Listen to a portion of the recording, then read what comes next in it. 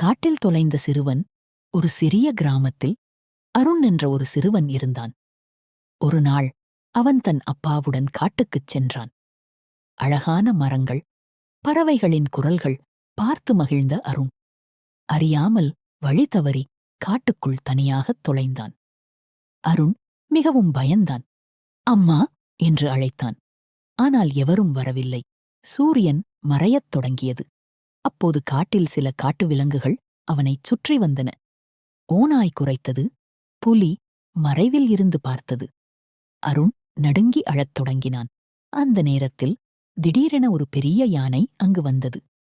யானை தனது பெரிய சத்தத்தால் மற்ற விலங்குகளை விரட்டியது. விலங்குகள் எல்லாம் பயந்து ஓடிவிட்டன. யானை அருணை மெதுவாக பார்த்தது. தன் துதிக்கையால் அவனைத் தொடுந்து, பயப்படாதே என்று சொல்வது போல் நடந்து கொண்டது.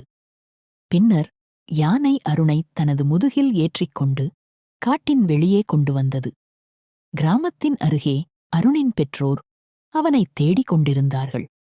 யானை அருணை பாதுகாப்பாக அவர்களிடம் ஒப்படைத்தது. அனைவரும் மிகுந்த மகிழ்ச்சி அடைந்தார்கள். அருண் யானைக்கு நன்றி கூறினான். நீதிக்கதை: கருணையும் உதவியும் எப்போதும் உயிரைக் காப்பாற்றும்.